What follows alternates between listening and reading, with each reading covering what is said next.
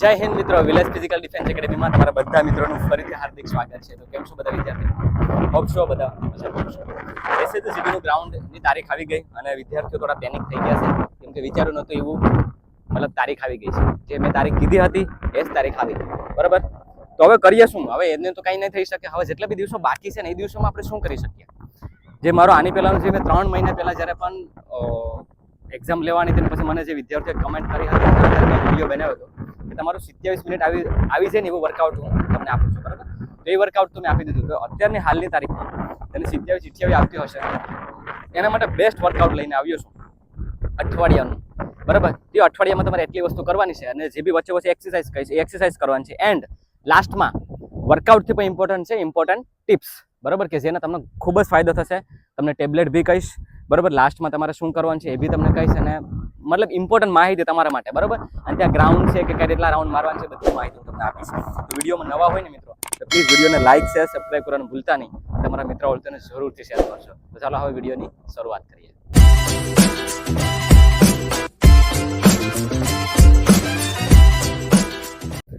Okay મિત્રો, તો day 1માં શું કરશો તમે?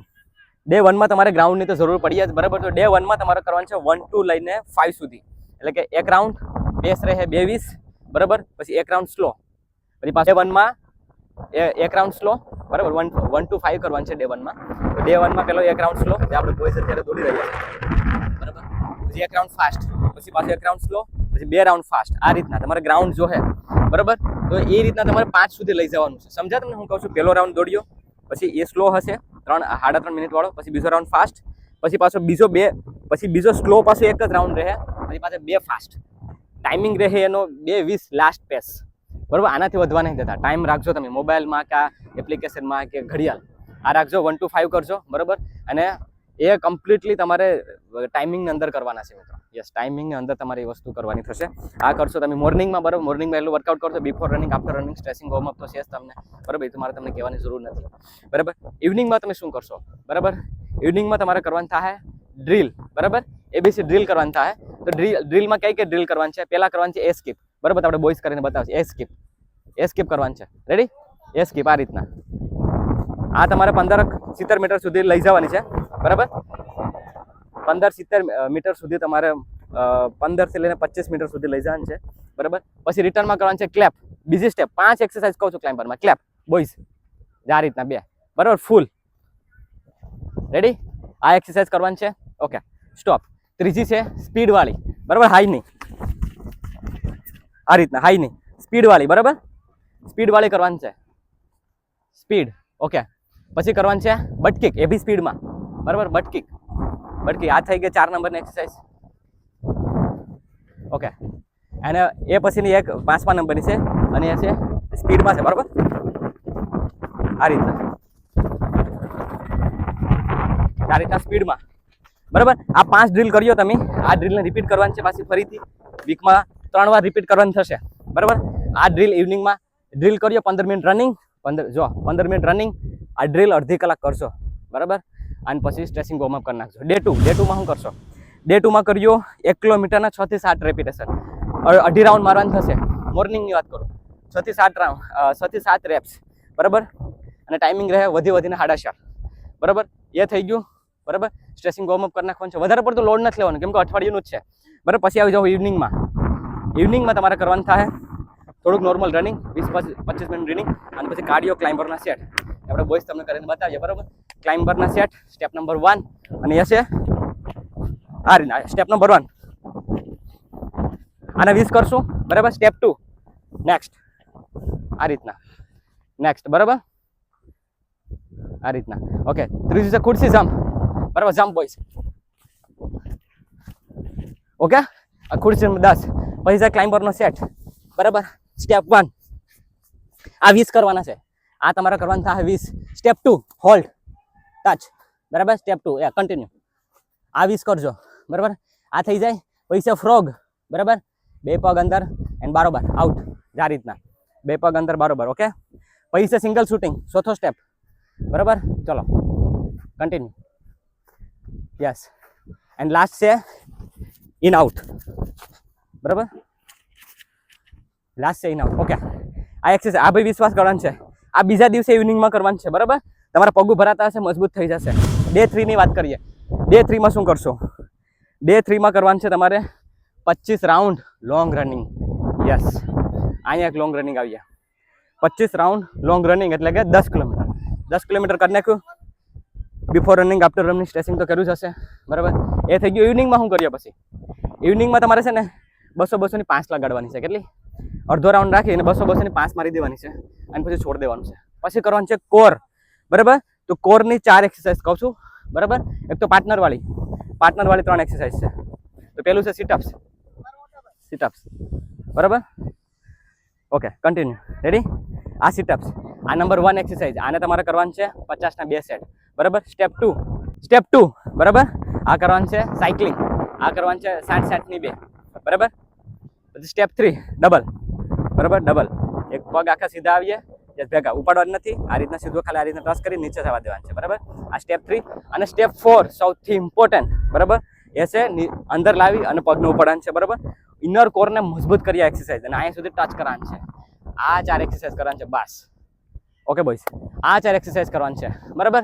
અને આ જ વસ્તુ તમારે પાછી રિપીટ કરવાની થશે, બરાબર. તો આ થઈ ગયું ડે 3. હવે વાત કરીએ ડે 4. ડે 4 માં શું કરશો? ડે 4 માં તમારે કરવાનું છે 1200 મીટરનું રેપિટેશન, બરાબર. 5-20 એનો ટાઈમિંગ રાખજો. પછી 1000, 4-20, બરાબર. પછી 800, બરાબર. 800 3.5 થી વટવા નહીં દેતા. 800 થઈ ગયું. પછી 600, બરાબર. 2 પાસામાં પૂરું કરી દેજો. પછી 400, બરાબર. 1.5માં પૂરું કરી દેજો. અને છેલ્લું 200 લાગે તો મારી દેજો મોર્નિંગમાં, ડે 4 માં, બરાબર. આ એટલું કરવાનું થશે. ડે 4 થઈ ગયું કમ્પ્લીટ. હવે અહીંયા શું કર્યું? ઇવનિંગમાં રિપીટેશન. ઇવનિંગમાં પાછું ક્લાઇમ્બર, ઇવનિંગમાં ડ્રીલ રિપીટ કરી નાખજો, જે મેં તમને સ્ટાર્ટિંગમાં કીધી, બરાબર. બસ, બીજું કાંઈ લોડ નહીં લેતા. અને ચેસ્ટનું વર્કઆઉટ કરી નાખજો જોડે, બરાબર. ચેસ્ટના કહું છું તમારે ક્યાં 3 સેટ કરવાનું છે, હું તમને નેક્સ્ટ ડે કહીશ. અત્યારે એટલો લોડ આવી ગયો છે તો ઇવનિંગમાં બસ ખાલી એટલું ડ્રીલ કરી છોડ દેવાનું છે. ડે 4 થઈ ગયું. ડે 5.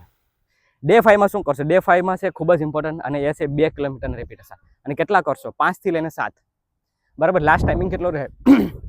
આપણે ટાઈમિંગ 70 મિનિટથી નીચે લાવવાનો છે, એટલે થોડુંક જોરે મારવું પડીએ, બરાબર. તો લાસ્ટ ટાઈમિંગ રહે એનો 10:50. 10:50માં 5 લાગી જવી જોઈએ તમારી, બરાબર. મોર્નિંગમાં આ કર્યું ડે 5 માં.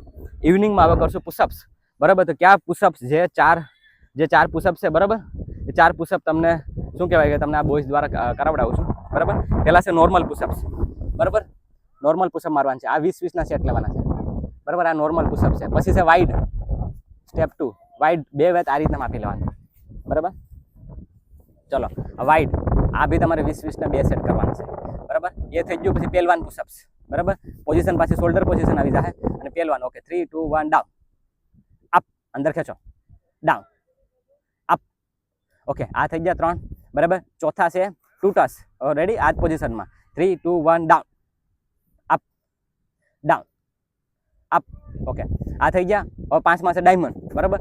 કે જે તમારું કેરી એંગલ લઈ ઇમ્પ્રૂવ કરીએ અને મિડલ ચેસ્ટ જે છે એ ઇમ્પ્રૂવ કરાવડાવશે. 3, 2, 1 down, up, down, up. Okay, તો આ કરવાના થશે તમારે, બરાબર. આ બી ચેસ્ટના તમારા અગર ચેસ્ટમાં વાંધો છે તો વીકમાં 3 વાર લઈ લેજો, અઠવાડિયામાં 3 વાર લઈ લેજો. ઓકે, ડે 5 થઈ ગયું કમ્પ્લીટ. પછી તમારે વયું જવાનું છે નેક્સ્ટ ડેમાં, અને એ છે ડે 6. ડે 6માં તમે શું કરશો? બરાબર. ડે 6માં તમારે 4 થી લઈને 1 સુધી જવાનું છે. મતલબ કે પેલા 4 વોર્મઅપ સ્ટ્રેચિંગ થઈ ગયું. પેલા 4 રાઉન્ડ નોર્મલ, 3 નોર્મલ, 2 નોર્મલ એટલે કે ધીમો રાઉન્ડ, અને પછી 1. બસ, સમજા તમે? આ રીતના શું કરવાનું? એટલે કે પેલા 1600, પછી શું કરશું?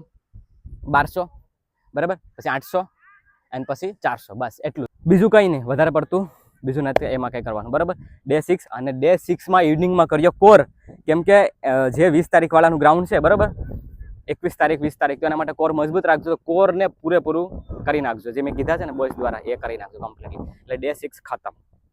હવે કરવાનું છે કે તમારે રનિંગ ધ્યાન શું રાખવાનું છે? ઇમ્પોર્ટન્ટ ટિપ્સ શું છે? ઇમ્પોર્ટન્ટ ટિપ્સ એ છે કે રનિંગના 2 દિવસ પહેલાં તમારે વયું જવાનું છે, બરાબર.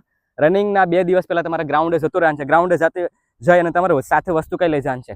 આ 7 દિવસ દરમિયાન તમારે એક ટેબ્લેટનું કહું છું, એસ્થેલિન, બરાબર. 2 mgની. એ એક ટાઈમ રાખજો. શ્વાસ ચડતો હશે તો નોર્મલ થઈ જશે, બરાબર. પછી જો બતાવું તમને ટેબ્લેટ આડી કહું છું, બરાબર. તો બીજું શું કરવાનું છે તમારે? તો આમાં તમારે 2 દિવસ પહેલાં તમારે અહીંયા વયું જવાનું છે. મસાજ કરવાનું છે, સરસોના તેલથી ફૂલ બોડી મસાજ, બરાબર. ઇલોક્ટ્રોલ રાખવાનું છે. ઇલોક્ટ્રોલનું તમારે પાણી પીવાનું છે, બરાબર, ઇલેક્ટ્રોલ વાળું પાણીમાં આવી જશો. પછી લિમ્સી ટેબ્લેટ દિવસમાં 3 પૂરી થઈ જવી જોઈએ. લિમ્સી ટેબ્લેટ રાખવાની છે. તો થઈ ગયું ઇલેક્ટ્રોલ, થઈ ગયું લિમ્સી, થઈ ગયું મસાજ, થઈ ગયું ટેબ્લેટનું કહું છું થોડી જ વારમાં, વેઇટ કરજો. બરાબર, આ ત્રણ વસ્તુ તમારે કમ્પ્લીટલી કરવાની થશે. બરાબર, એટલે થઈ જાય બોડીને એકદમ રિકવરી આપી દેવાની છે અને રેસ્ટ આપવાનું છે. હવે કહું છું કે ટેબ્લેટ આપણે કઈ છે. બરાબર બરાબર, તો 2 ટેબ્લેટ છે. એક છે એસ્થેલિન 4, બરાબર, આ જો એસ્થેલિન 2 mg ની છે આ, બરાબર, આ 2 mg ની છે. અને બીજું છે ન્યુરોબાઇન, બરાબર, આ એક ટેબ્લેટ છે. બરાબર, ન્યુરોબાઇન ફોર્ટ, બરાબર, આ 2 ટેબ્લેટ 7 દિવસ દરમિયાન રાખજો. બરાબર, એટલે તમને વાંધો નહીં આવે. ટેબ્લેટનો ફોટો કદાચ હજી પાડવો છે પાડી લેજો.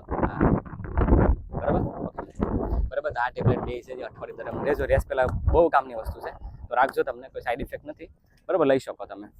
તો એટલી વસ્તુનું ધ્યાન રાખવાનું છે. અને ગ્રાઉન્ડના 2 દિવસ પહેલાં વયું જવાનું છે.